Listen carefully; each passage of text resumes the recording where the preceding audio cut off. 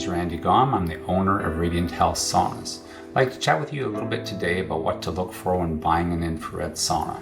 Today I'd like to deal with near versus far infrared saunas and discuss that. It's been interesting because on the internet I've seen more and more information come out the last couple of years of the benefits of near infrared saunas, and it's been fascinating just to see how statements are made and then someone else picks up these statements and the next thing you know it's got life all its own. So I thought, wow, let's really check out to see if this is legitimate and really good research. My background, I was a biologist before I was a firefighter, so it was really important to go into PubMed, go into Medline and see if the research was credible.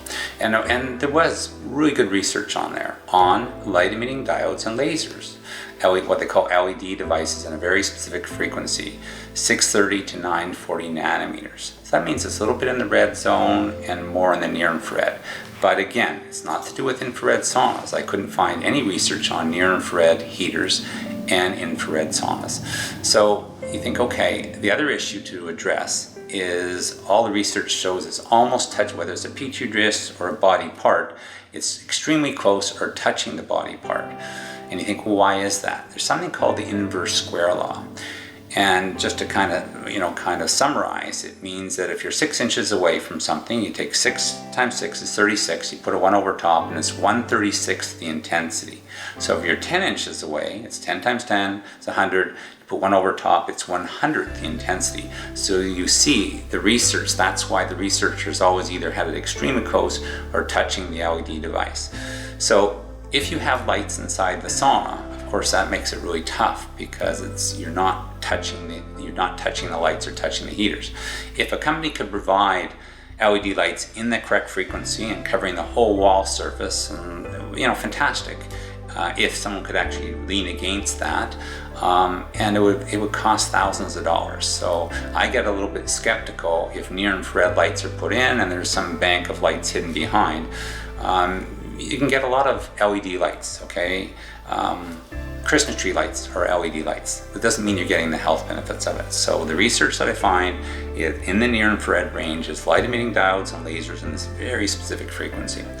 So the questions to ask a company if they say they have near infrared, okay, heaters or lights in their sauna, just say, what frequency is it in? What is the surface area of the heaters or the lights? Where are they located? And how far away from the body is it going to be? So that way you'll know, okay, this is the environment that I'm sitting in. So from the research that I can find, I don't see any benefits at all of having near infrared in the sauna. The research that I can find always shows the benefits of far infrared. So that's why I will continue to have a far infrared sauna, and that's what I'll promote unless someone comes out with some new research to support near infrared in saunas.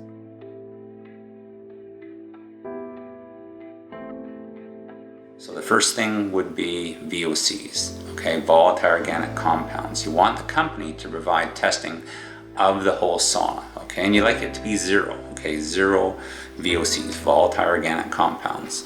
The next issue to address is EMF. Now, if they're doing the testing on EMF, you don't want to just have the heaters test in isolation. What you'd like to have is the whole sauna tested, because that's the environment you're sitting in. And when they do the testing, have it at point to body contact, the wooden slats you're leaning against. So they're taking averages. When you walk in the door, it might be 0. Up at the ceiling at 0. You get a lot of readings in your sauna that are 0. By the time you get to the wooden slats you lean against, it could be 10 milligauss, but they can say the average is 2. So what you want, if they're taking averages, all the readings should be at point to body contact. The third thing to address would be ceramic heaters versus carbon fiber. I did sell ceramic heaters before. I got a lot of complaints about hot spots and cold spots, is why I switched over to the carbon fiber. The other advantage is it's a lower surface temperature, and with a lower surface temperature you increase the micron wavelength, so it's in the beneficial far infrared range.